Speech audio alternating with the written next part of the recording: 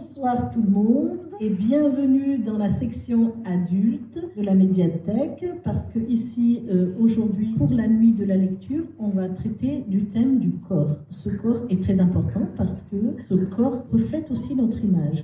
Qu'il soit beau, qu'il soit maltraité, qu'il soit rejeté, ça nous appartient, c'est notre corps et il est à nous. Donc, on reçoit aujourd'hui notre première invitée, Renlise Tecchio. Bonsoir Renlise. Alors, tu nous arrives avec ton livre, Inès ou l'ivresse de l'ailleurs. L'histoire que je raconte, c'est l'histoire, pour moi, c'est avant tout une histoire d'amour, mais qui malheureusement va mal tourner. Et donc, c'est sur fond de violence conjugale, de non-dit, d'alcool. Voilà, donc ce sera un corps maltraité, un corps souillé parfois. Tu fais le choix d'un thème difficile, de parler de ce corps, parce que tu pars au début de ton roman d'un corps qui est beau, parce qu'Inès c'est une belle jeune fille au départ, elle est légère, et puis au fur et à mesure de ton roman, on voit Inès qui se dégrade. Pourquoi le choix de cette déchéance pour Inès? J'ai toujours été très touchée par ce qui se passe à La Réunion, par les violences conjugales. Pratiquement toutes les semaines, il y a une femme bien battue, parfois même qui meurt sous les coups de son mari. Et donc, j'ai voulu raconter comment Germain, c'est son prince charmant. Et petit à petit, il y a la violence qui va s'installer. Et voilà comment m'est venue l'idée. Alors, quand on est écrivain, comment est-ce qu'on fait avancer, évoluer son personnage et le corps de ce personnage? Au début, donc, si on parle du corps d'Inès, c'est donc une jeune fille très jolie, un joli visage, de beaux yeux, mince, qui est heureuse. Puis après quand la violence s'installe, évidemment, ce corps est violenté, il est déformé, elle a des bleus de partout. Alors, on me fait signe qu'on arrive à la fin. On va enchaîner avec Edmé Dufour. Bonjour Edmé Dufour. Et donc, tu nous viens avec le fil de la destinée, c'est ça? C'est mon premier livre et c'est le seul où j'évoque un épisode où la femme se fait violer par son ex-mari. Mais je ne me suis pas trop étendue sur le sujet. C'est pas que ce soit un sujet tabou, mais c'est que c'était juste un petit passage au niveau du livre et je n'avais pas suffisamment de recul pour parler au moment où je l'ai écrit, pour parler de tout ce qui se passe, qu'on connaît actuellement au niveau de la presse et tout ça, qui est ce qu'on découvre. Et donc du coup c'était juste après une séparation, le mari qui a voulu reconquérir sa femme, mais comme celle-ci ne voulait absolument plus parce qu'elle avait retrouvé une vie sereine après avoir été malheureuse pendant un certain temps. Donc du coup c'est cette incompréhension-là qui a fait que le mari malheureux ne voulait pas voir sa femme heureuse. Et donc du coup il a voulu l'atteindre, et comment l'atteindre? C'est au plus profond d'elle-même en la violant.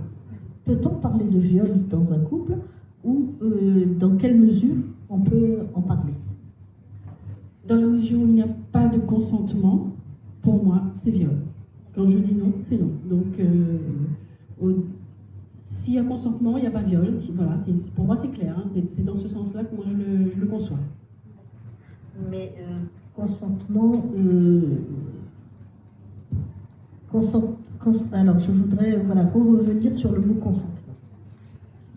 Alors c'est vrai que c'est très délicat dans un couple de dire s'il y a consentement ou pas, Voilà. Mais comme l'a dit Edmé, la femme dit non, c'est non. Et en plus de ça, je pense qu'il y a le problème, dans l'esprit de la femme, il y a toujours, comme pour la pédophilie, il y a toujours un sentiment un peu bizarre. On se dit peut-être que j'ai voulu, on se sent un peu coupable.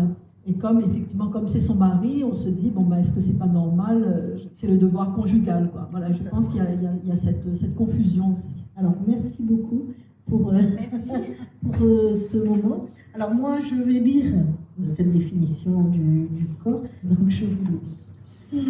Le corps, enveloppe charnelle contenant la vie, ensemble complexe où chair et esprit s'épousent, corps parfait, imparfait, mutilée ou préservée, ordinaire ou simplement exceptionnelle, resplendissante ou juste éteinte, parmi tous les monuments universels, sa fragilité le rend précieux. de Edmé Dufour.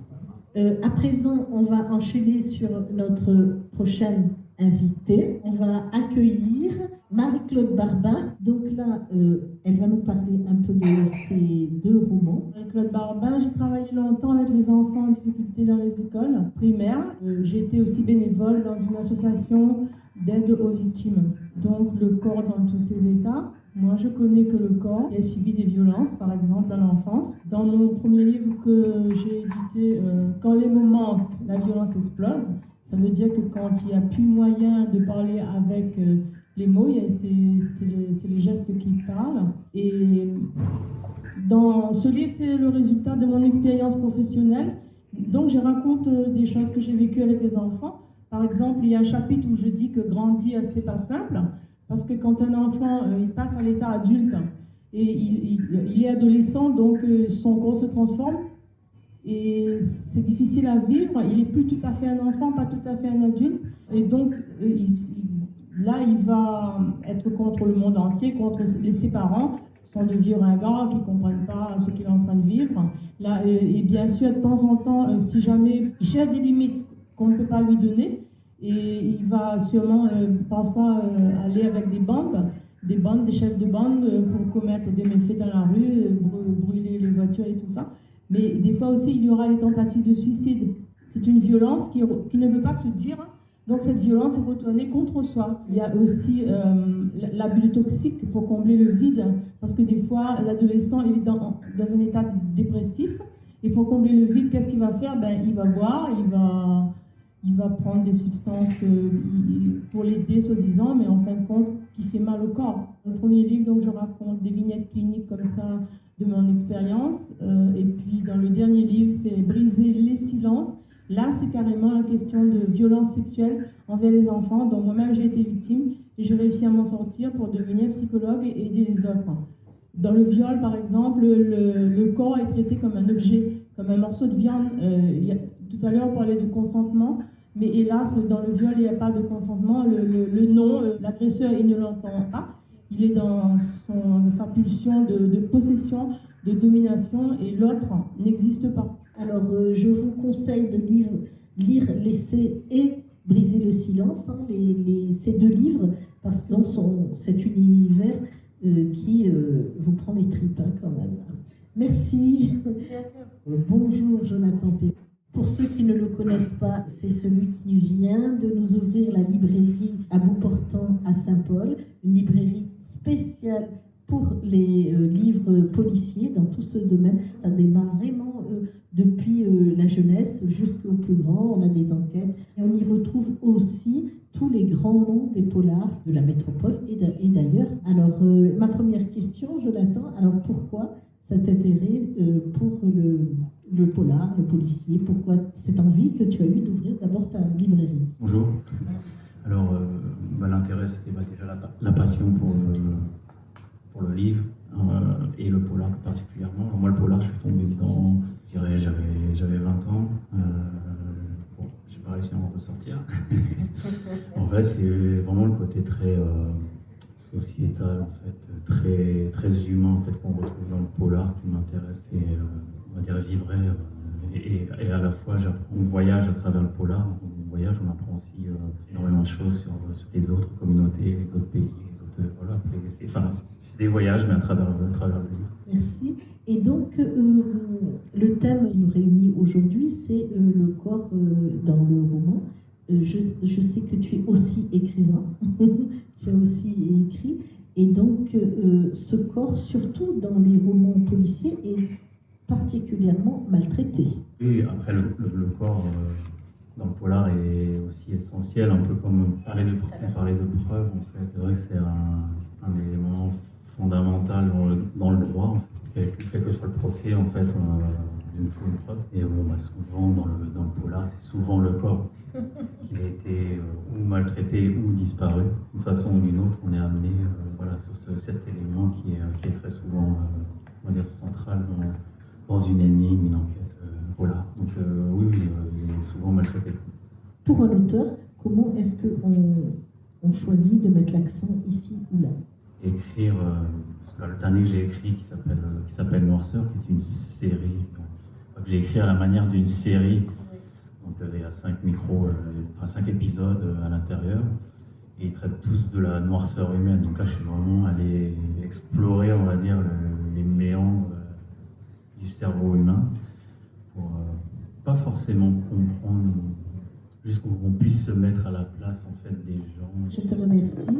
Et puis j'espère que vous irez à la librairie. Donc peut-être que vous la connaissez déjà, mais peut-être pas. Louise, je l'ai découvert il y a quelques temps, mais elle commençait à se présenter comme Miss. Et puis, je te retrouve maintenant comme autrice. Comment est-ce que tu as voulu peut-être sortir de l'anonymat? C'est vrai que j'ai toujours eu à cœur, en fait, au travers de ce que je fais artistiquement, de mettre en lumière, en fait, ces questions liées à la singularité des gens, à la différence, etc. Beaucoup milité aussi donc, sur les sujets LGBTQIA+. Moi, je suis devenue Miss Trans France 2021 un petit peu par hasard. Ce qui s'est passé, c'est que Covid passant par là, il n'y a pas eu d'élection, ils ne pouvaient pas en fait de faire d'élection physique, et ils se sont dit, allons élire en fait une personne qui s'est démarquée en 2021 pour les projets qu'elle a effectués pour la communauté. Et c'est vrai que moi, j'avais beaucoup œuvré notamment auprès de l'association Horizon, qui milite pour les droits LGBT ici à La Réunion. Et donc, dans votre roman, je vous laisse un peu le présenter. Papillon, en fait, ça va parler essentiellement de ce cheminement que j'ai eu en tant que femme trans. C'est un témoignage. J'aime pas nécessairement parler d'une autobiographie parce que quand le bouquin commence, on démarre vraiment, je suis à l'âge adulte et je me découvre en fait pour la première fois dans un miroir, dans une expression de genre féminine. Et c'est de là, en fait, qu'on démarre le récit, et ensuite on vient en arrière, etc. Donc c'est presque un journal intime sur mon parcours, sur l'enfance que j'ai eue. Papillon, ça vient raconter un peu de tout ça, comment justement de cette chrysalide est né ce papillon. Merci. Donc on va accueillir notre autrice qui arrive, Cathy Laurette-Lucibi. C'est une autrice de livres de jeunesse. Elle est enseignante aussi, donc c'est pour ça que ces livres, je vais dire, sont aussi orientés vers le calcul, vers l'apprentissage, vers le langage. Gâteau patate, et puis carivolaille. Et puis, ils sont aussi en bilingue.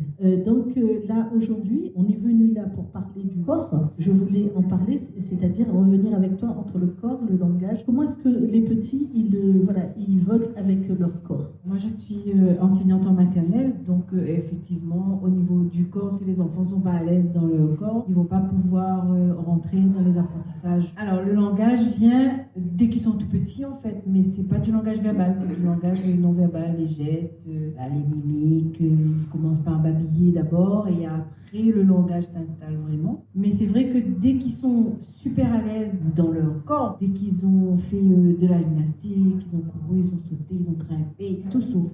Les enfants qui sont coincés dans les poussettes, finalement, c'est pas bon du tout. Et finalement, à La Réunion, nous, on a de la chance parce qu'on peut être au sol, par terre, dans les yublala, enfin voilà, pratiquement toute l'année, ils ne sont pas coincés dans les manteaux et les grosses vestes comme en hiver là-bas en métropole. Donc au niveau moteur, nos petits réunionnais sont beaucoup plus développés. Et après, parfois, au niveau du langage, il faut que les parents parlent avec les enfants, quoi.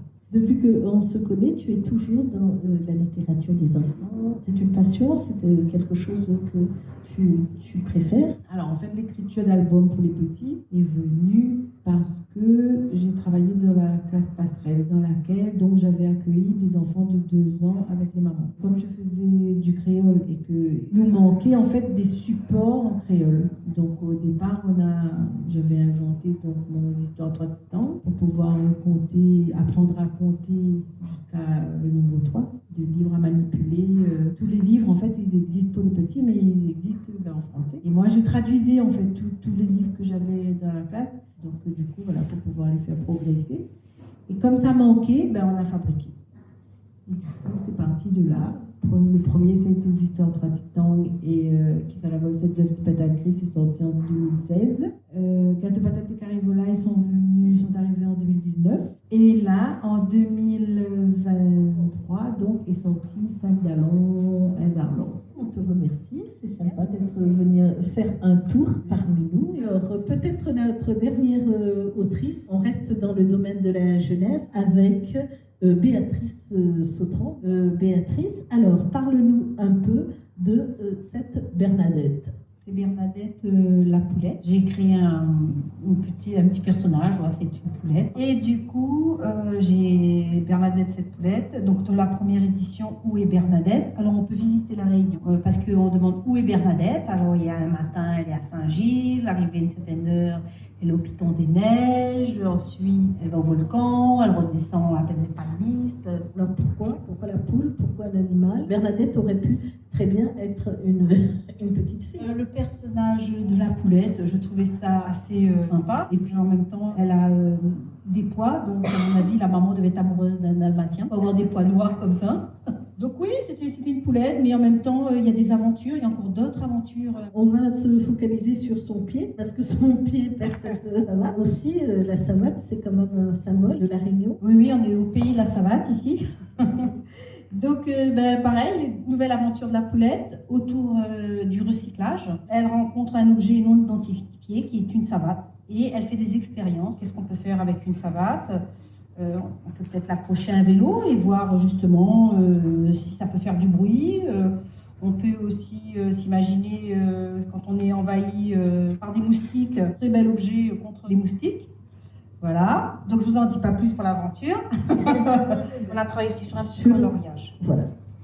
Donc, avant de travailler sur le coloriage, ce qu'il faut savoir, c'est que justement, à travers ces livres-là, une institutrice a trouvé que les histoires de Bernadette étaient suffisamment riches pour pouvoir faire des fiches, des dossiers pédagogiques qui peuvent justement aider les institutrices aussi. Donc voilà, sur chaque aventure de Bernadette, il y a un dossier pédagogique. Voilà. Et même les orthophonistes ont trouvé que c'était intéressant, comment c'était écrit avec des mots qui étaient assez gros. Comme ça, l'enfant aussi, pour ceux qui ont des difficultés dans la lecture. Et puis enfin, pour s'amuser, et on a fait un petit cahier de coloriage justement, où l'enfant retrouve le petit personnage de Bernadette. Voilà. Et puis là, le choix des couleurs. Et en même temps, il y a une petite histoire qui se déroule dessous pour donner du sens à tout cela. Alors, je vois que ton éditeur est là. Il peut venir rejoindre. On va présenter l'éditeur, Germain, qui est arrivé. Et les ailes de l'océan, c'est tout nouveau dans notre champ du livre. Alors, je te laisse un peu expliquer ta motivation à éditer à nouveau. Bonsoir, merci beaucoup du coup pour l'invitation. Je représente les ailes de l'océan édition, donc la maison d'édition qui a fait une rencontre, celle justement de Béatrice Sautron et de son travail, parce que justement mon père qui est avec moi dans l'édition, donc on avait vu l'émission sur justement les céramiques de Béatrice. Ah oui. Et mon père fait appelle à la couleur, qui fait un affaire. Et ce qui fait que justement, en tant qu'éditeur, moi à la base, j'ai pas un profil littéraire qui soit vraiment axé sur l'édition. Je suis d'origine plus chef de projet dans le domaine bancaire, donc c'est vraiment très différent. En revanche, ma façon d'aborder les choses, et c'est ce qu'on a pu faire jusqu'à maintenant avec Béatrice, ça a toujours été de travailler en communiquant énormément pour arriver à une solution ensemble. Et ce qui fait qu'en travaillant en équipe, c'est ce qui m'a motivé aussi de l'éditer, c'est justement de montrer la personnalité de l'auteur au travers de ses œuvres.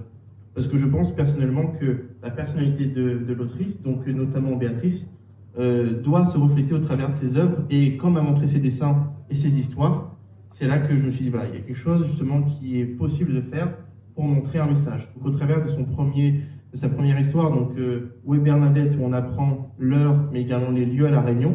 Donc c'est vraiment amener l'enfant de 3 à 8 ans sur des notions pédagogiques qui sont apprises en cycle 2. Ce qui fait que justement on a fait appel à une correctrice qui est une professeure des écoles, maître formatrice, donc Lalita Casanov, qui est intervenue pour justement les 2 ouvrages, pour proposer ces notions pédagogiques qui respectent le cadre de l'éducation nationale, mais également sublimer le travail de Béatrice Sautron. Et justement ce travail d'équipe a permis justement cette première publication en 2022, puis en 2023 avec Bernadette et la savate, pour mettre en avant donc, le détournement de l'objet et le recyclage. Donc il y a vraiment une réflexion pédagogique pour mettre en avant la culture réunionnaise, mais aussi comme quoi nous les capables, parce que justement les livres ont été imprimés, et c'est un choix que nous avons fait à l'étang Salé-les-Bains. Oui, et bien écoute, merci à vous d'être venus, merci aussi aux autrices qui sont là, d'avoir participé. Donc je vous dis au revoir et je vous dis à bientôt. Au revoir.